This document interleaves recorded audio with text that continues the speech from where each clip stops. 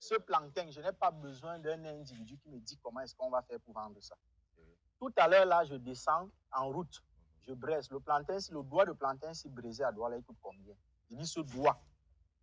Je dis le doigt de plantain, si brisé, il coûte combien à Douala, à Yaoundé? Et les gens vont demander, je vais investir dans quoi? Je vais faire dans la fraise. Je vais faire dans les ceci, là. Pourquoi vous ne faites pas ce que nous, on consomme en grande quantité? Voilà les arachides. Le sac, c'est combien sur le marché? En faisant ces cultures, il y a maintenant les avocatiers, les orangers qui sont là dans le champ. On ne les regarde même pas.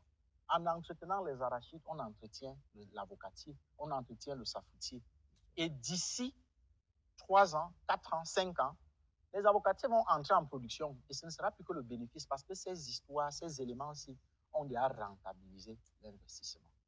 Voilà l'intelligence agricole. Vous avez vu cette vidéo? Ce monsieur enseigne ce que c'est l'agriculture. Comment gagner dans l'agriculture lorsqu'on n'a pas de moyens. C'est une stratégie agricole que j'aime bien. Qui a félicité? Je suis venu ici avec une vidéo agricole pour vous dire que les gens vous attirent vers les investissements agricoles, mais c'est pour pouvoir vous faire perdre de l'argent parce qu'ils ne connaissent absolument rien. Mais ce monsieur parle du tic au tac.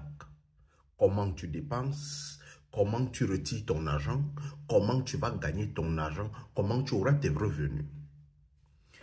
Il a parlé de beaucoup d'éléments. Le premier élément, la production de ce que nous consommons. L'huile de palme, nous consommons, c'est vrai. Le cacao, nous ne consommons pas en Afrique. Le coton, nous ne consommons presque pas. Le café, n'en parlons plus.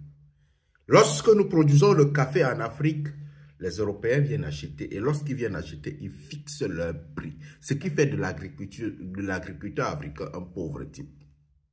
Mais il est véritablement incompréhensible que nous mangeons le haricot, nous mangeons l'arachide, nous mangeons le riz, nous mangeons la banane, mais dans notre propre pays, dans nos propres pays, nous importons. La Chine nous envoie la banane, les arachides. L'Europe nous envoie la banane, les arachides. Nous produisons ce qu'eux ils consomment et nous achetons ce qu'eux ils produisent. Alors que nos terres sont capables de le faire. Lorsque tu produis ce que tu consommes, tu es capable tous les jours. Si tu ne produis pas, si tu n'es pas capable de vendre, au moins toi-même tu ne manqueras pas quoi manger. Mais tu vas trouver un agriculteur africain, il a le cacao, il a le café, il a ceci, mais il achète de quoi manger. C'est bizarre, non?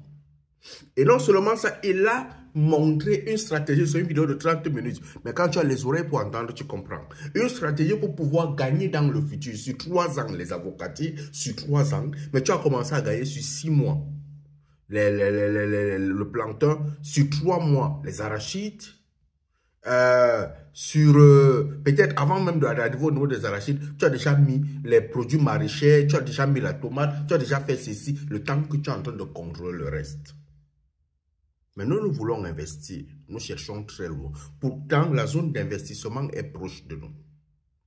Jeune Africain, j'ai toujours dit, la longueur des diplômes, c'est absolument rien.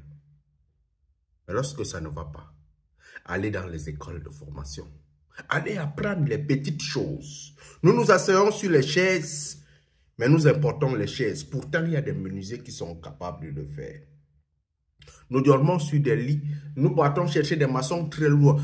En Europe, s'il vous plaît, ils construisent leurs maisons eux-mêmes.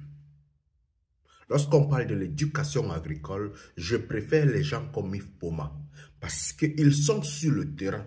Ce sont les agriculteurs qui accompagnent leurs élèves. Ce sont les gens, je vais dire quoi, des menuisiers, des maçons, des entrepreneurs qui, je vais dire quoi, des gens qui prennent des chantiers et tout ça, qui accompagnent leurs élèves. On les enseigne la théorie à l'école, ils vont sur le terrain pour faire la pratique. Mon père a assisté beaucoup de gens de ces écoles de formation. Et à la fin, ils sont des gens qui ont un métier dans la main. Continues-tu à choisir le diplôme ou tu vas chercher un métier? Yves Poma, je fais votre publicité. Salut à vous, je vous suis sur Facebook. J'apprécie bien ce que vous faites pour la jeunesse camerounaise spécialement. Les autres pays, si vous avez des écoles de formation comme Yves Poma, moi, je parlerai de vous parce que je dis à la jeunesse africaine, ce n'est pas le diplôme qui va nous sauver. mais c'est le métier.